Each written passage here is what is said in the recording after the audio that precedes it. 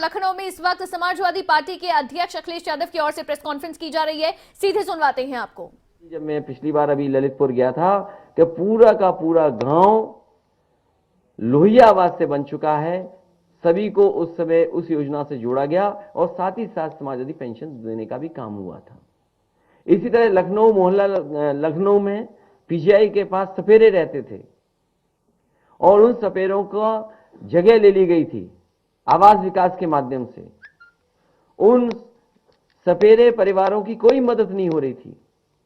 समाजवादी सरकार बनी थी, लोहिया आवास के साथ साथ उन्हें समाजवादी पेंशन से भी जोड़ने का काम होना शुरू हो गया था। मुझे याद है कि कन्नौज में बड़ी संख्या में मुझे अक्सर हमारे कार्यक्रम में सपेरे मिलते थे, सपेरे समाज के लोग मिलते थे और पता नहीं क्यों सपेरे समाज के लोगों से हम समाजवादियों का लगाव रहा है।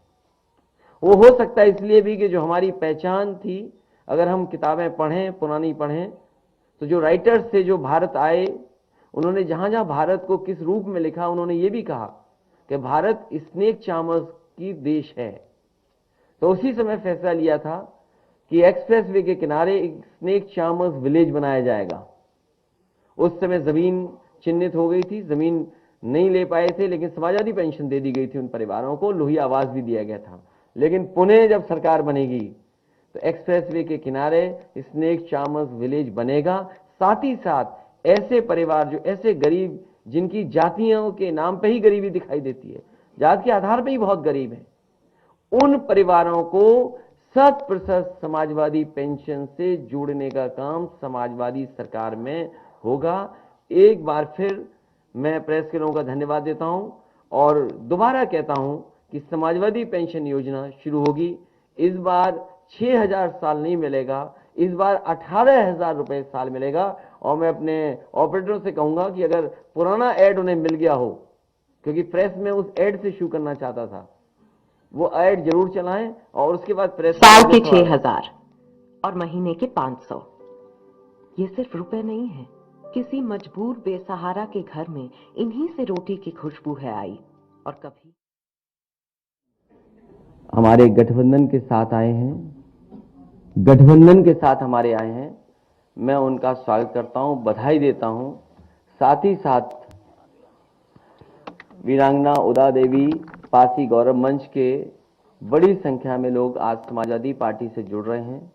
इस लड़ाई को और आगे बढ़ाते हुए मजबूत बनाने का काम कर रहे हैं। इन सभी लोगों के सहयोग के लिए बहुत बहुत धन्यवाद और बधाई देता हूं। आज का दिन समाजवादी पार्टी ने तय किया था कि जिस तरीके से उत्तर प्रदेश में जिस समय समाजवादी सरकार थी, समाजवादी पेंशन योजना शुरू की गई थी। समाजवादी पेंशन योजना के तहत बड़ी संख्या में गरीब, जो हमारी माताएं हैं, बहनें हैं, उनकी मदद करने का काम हो रहा था। और मुझे याद है कि 50 लाख के लगभग उस समय समाजवादी पेंशन से गरीब परिवारों की मदद हो रही थी। समाजवादी पेंशन योजना को पुनः शुरू किया जाएगा। इसके अंतर्गत वृद्ध, जरूरतमंद महिलाएं, बीपीएल परिवार, उनको प्रति वर्ष 18,000 रुपए पेंशन देने का काम समाजवादी सरकार में किया जाएगा। पहले ये योजना जो समाजवादी पेंशन योजना थी, वो साल में 6,000 रुपए मिलते थे और लगातार बुंदेलखंड का कोई गरीब परिवार नहीं मिला रहा होगा जिसको समाजवादी पेंशन से जोड़ा न गया हो। इसी तरह मुझे याद है कभी कभी मैं जब टीवी में देखता था कि कोई खबर ऐसी है जहां पर गरीब परिवार के साथ संकट या परेशानी में है, तो उनको समाजवादी पेंशन से जोड़ करके उन परिवारों की मदद की जाती थी। इसी तरह बनारस में मुझे याद है मुसहर बिरादरी के लोगों की खबर मैंने टीवी पर सुनी थी।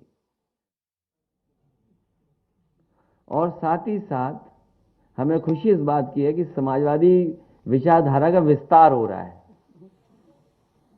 समाजवादी विचारधारा का विस्तार जो हो रहा है, मुझे उम्मीद है कि हमारी विचारधारा वहां भी पहुंच करके और संविधान और लोकतंत्र को बचाने का काम होगा। नेताजी ने बहुत कोशिश की समझाने की,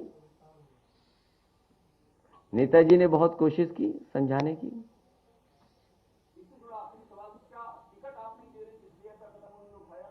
टिकट अभी पूरे नहीं बटे हैं और टिकट किसको मिलना है किसको नहीं मिलेगा ये क्षेत्र और जनता पर निर्भर करता है और हमारी इंटरनल सर्वे रिपोर्ट पे भी निर्भर करता है।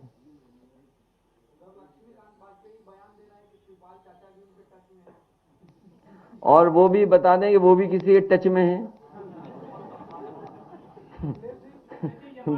ये देखिए, मैंने अगर रोका ना होता, अभी परसों ही मैंने रोका, क्योंकि हम देखिए एक बात तो साफ है, एक बात तो साफ है कि समाजवादी पार्टी ने जिनको लिया है और जिनको साथ लेकर के आए हैं उनका जनाधार है और व्यापक जनाधार है, जिन लोगों को समाजवादी पार्टी में जोड़ा है। और आज जरूरत के हिसाब से और जिन राजनीतिक परिस्थितियों में आज चुनाव आगे बढ़ रहा है उसमें समाजवादी पार्टी का कोई मुकाबला नहीं कर सकता। उत्तर प्रदेश की जनता बदलाव चाहती है, परिवर्तन चाहती है। उत्तर प्रदेश की जनता भारतीय जनता पार्टी को हटाना चाहती है। उस विकल्प में समाजवादी पार्टी के साथ इतने बड़े पैमाने पर जनता खड़ी है और जनता का साथ देने के लिए समाजवादी लोग खड़े हैं। तो ये आपको याद होगा 2 दिन पहले जब मैंने प्रेस कॉन्फ्रेंस की थी वो इसीलिए की थी कि उस दिन कहा कि अब भारतीय जनता पार्टी को हम नहीं तोड़ेंगे, जो आना चाहेंगे उन्हें नहीं लेंगे। इसलिए जो टच वाली बात है ना, अगर कुछ इधर टच में है तो हमारे भी उधर टच में है।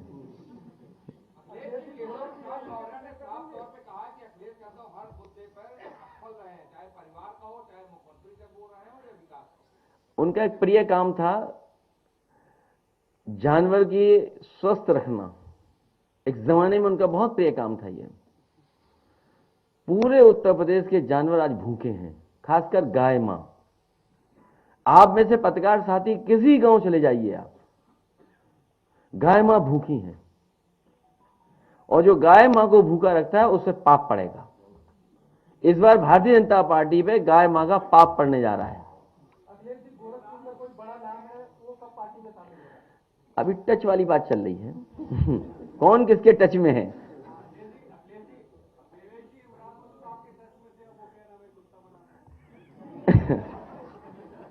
ये बात अच्छी बात नहीं है जो आप कह रहे हो। राजनीति में परिस्थितियों के हिसाब से नहीं वो ठीक है, ठीक बात है जो आप कह रहे हो। मैं समझ गया बात को, मैं बात समझ गया, लेकिन यहां मत कहिए बात। नहीं यहां मत कहिए।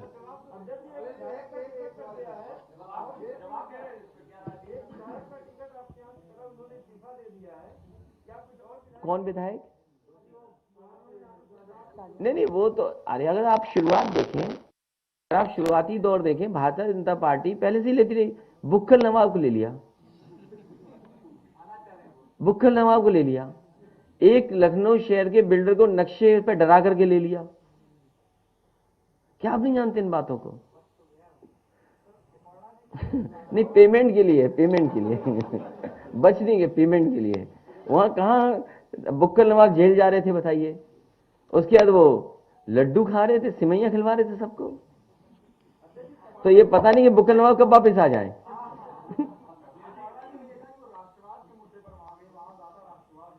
देखिए, मैं समाजवादी पार्टी में, और आपको जानकर के खुशी होगी और आप इस बात को जानते हैं, मैं खुद मिलिट्री स्कूल में पढ़ा हूं, धौलपुर मिलिट्री स्कूल। और कभी कंफ्यूज मत होना मिलिट्री स्कूल और सैनिक स्कूल में। जो मिलिट्री स्कूल हैं वो सेंट्रल गवर्नमेंट से चलते हैं, सैनिक स्कूल हैं वो स्टेट गवर्नमेंट चलाती है, जिससे फंड सेंटर के भी मिलते हैं। मिलिट्री स्कूल में बचपन से लेकर के मैंने 7 साल गुजारे हैं। आज भी पूरे देश की सीमा उठा करके देख लीजिए, कहीं न कहीं मिलिट्री स्कूल का पढ़ा हुआ ऑफिसर वहां पर लगा खड़ा मिलेगा आपको। हमारे साथ के वो लोग हैं जो सीमा पर आज भी खड़े हैं और कई ऐसे लोग हैं जिन्होंने हमें कमांड किया। जब स्कूल में थे हम, तो हम लोगों को कमांड करते थे। वो हमारे स्कूल कैप्टन थे, हुआ करते थे। वो प्रेसिडेंट के एडीसी रहे हैं और 2 बार रहे एडीसी प्रेसिडेंट के नारायणन जी जो थे उनके एडीसी 2 बार रहे वो। और दुर्भाग्य यह है कि जब राष्ट्रपति भवन से वो हटे, वो इतने अच्छे अधिकारी थे कि उन्होंने मुकाबला किया आतंकवादियों को, वो शहीद हुए। जब मैं मिलिट्री स्कूल गया तो उनकी याद में वहां चीजें रखी गई और आज वहां पर उनके याद में प्रतिमा लगी है धौलपुर मिलिट्री स्कूल में। एक और हमारे सीनियर थे। जब मैं स्कूल में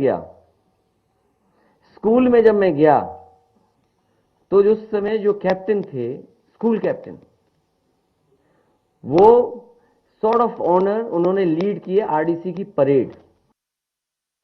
आज दुनिया बड़ी कंपनी में काम कर रहे हैं। वो हमारे क्षेत्र के थे, कन्नौज के रहने वाले थे, एडीसी टू प्रेसिडेंट रहे। उन्होंने सॉर्ट ऑफ ऑनर मिला उन्होंने आरडीसी की परेड को लीड किया और एडीसी रहे राष्ट्रपति के। आज अमेरिका के बहुत बड़ी कंपनी में काम कर रहे हैं और कन्नौज के थे। मैं तमाम एग्जांपल बता सकता हूं। समाजवादियों को और मुझे सर्टिफिकेट नहीं देना है भारतीय जनता पार्टी को। भारतीय जनता पार्टी की टॉप लीडरशिप बताए, उनके साथ का पढ़ा हुआ एक ऑफिसर हो आर्मी में तो बता दें हमें।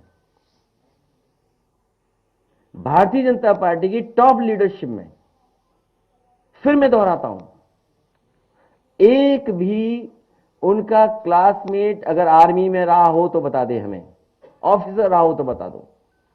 अब मैं आप पे छोड़ता हूं कि आप तय करो कि राष्ट्रवाद का रूप क्या हो।